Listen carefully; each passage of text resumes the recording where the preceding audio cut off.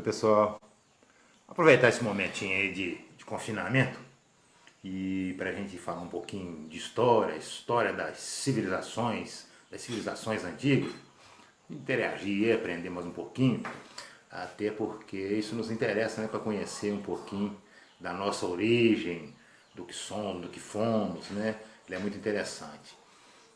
O assunto sobre a civilização é um assunto muito longo, ele é muito extenso, então demandaria muito tempo, é uma pesquisa assim lenta, meticulosa, por isso que a gente vai se ater a alguns assuntos e hoje a gente vai falar assim mais especificamente, uma explanada assim bem rápida sobre o que foi o dilúvio, né? Até aí, meados do século XIX, um pouco mais, nós tínhamos apenas a Bíblia. A Bíblia era a única fonte histórica, a única fonte que a gente tinha que recorrer. Então a gente tinha ali na Bíblia a nossa história como a única e verdadeira. Isso não quer dizer que a Bíblia conta em verdades. Não, muito pelo contrário. É uma questão de semântica, né? As histórias, as revelações aí descobertas pelos nossos arqueólogos no último século e pouco, elas colaboram, elas corroboram com os contos bíblicos, elas reafirmam. O problema da Bíblia é a semântica, né? E fatores aí contribuem para que o sentido seja voltado para aquele de interesse do escrito bíblico. Mas vamos lá. Hoje nós temos muitas fontes para revelar e concretizar essa nossa história. Ainda tem muito a ser descoberto, mas nós já temos um cabedal de informações muito grande para que a gente consiga ter entendimento.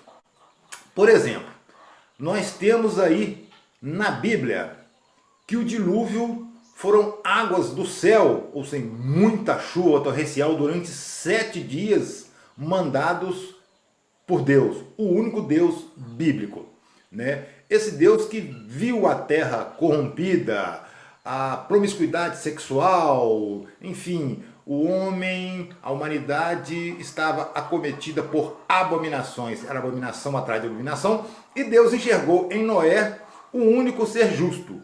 Por isso ele decidiu não exterminar a humanidade e pouparia Noé, sua família e outros seres vivos para que após o dilúvio essa vida na terra desse continuidade. E assim foi feito, determinou, instruiu Noé como fazer a arca, né? Explicou para Noé o que aconteceu, que estava acontecendo com a humanidade.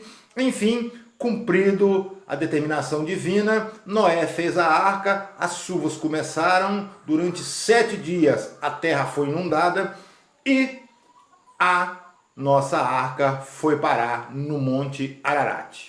152 dias, 150 dias depois, Noé pisa em terra firme. Correto? Os contos acadiano e sumério, eles são parecidos, só muda o nome dos personagens e eles corroboram com a Bíblia. Eles reafirmam o que a Bíblia diz de uma forma diferente, com outro entendimento. Que para os acadianos e os sumérios não é um Deus único, mas deuses. Esses deuses são os Anunnakis, os Néfilins. Anunnakis e Néfilins, eles são termos que direcionam para esses seres. Eles são usados assim em momentos históricos, é uma questão de hierarquia divina também desses deuses. E historiadores, eles evidenciam esses deuses como seres de outro planeta, né? O planeta Nibiru. Mas esse é uma outra história, um outro assunto complexo. Voltando ao dilúvio, vamos chamar o Noé dos Sumérios de Utnapishtim. Era o Noé dos Sumérios. Então, o que conta a história do dilúvio pelos Sumérios? O mesmo motivo para exterminar a humanidade era a indignação dos deuses. Os deuses viam uma humanidade promíscua, uma humanidade que se independeu, que ficou independente desses deuses, é uma humanidade que se perdeu, e os deuses, numa assembleia, resolveram aproveitar um cataclisma que estava por vir para deixar perecer a humanidade. Entende-se, segundo os historiadores, né, há esse entendimento, há essas evidências, que eles não provocaram, esses deuses não provocam esse evento. Eles têm conhecimento científico de que, através das mudanças climáticas e tal, que haveria uma inundação. Esses detalhes também dessa inundação, que vem de derretimento de geleiras na eras interglaciais, também é um assunto assim mais complexo que nós vamos contar depois. Mas o interessante é que esses deuses, numa reunião, decidiram. Porém, um deus chamado Enki, ele era aí, nos contos, conhecido como o criador do Homo sapiens. Ele era geneticista. Então ele era cientista e ele fez a criação da humanidade. E ele não queria ver a sua criação extinta. Por isso, contrariando aos deuses e de maneira furtiva, né, escondida, ele foi até Noé, Utnapishtim.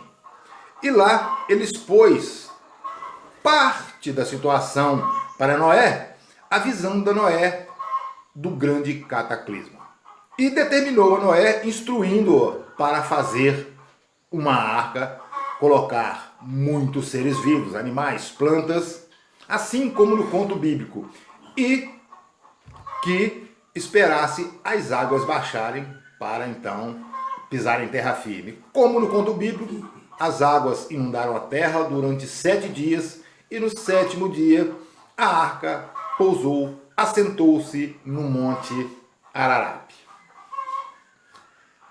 150 dias depois, os 3 contos, nós temos um épico de Gilgamesh que também relata esse dilúvio, essa situação envolvendo os deuses, o Deus e a humanidade. O fato que eles concordam, todos os contos concordam, que 150 dias depois, Noé pisa em terra firme e a vida na terra tem o seu recomeço. Correto? O interessante aqui é a gente entender que o nome Utnapishtim é o nome de Noé. Não é mesmo? Num outro vídeo nós falaremos mais. Utnapishtim, o nosso Noé. Utnapishtim, o nosso Noé.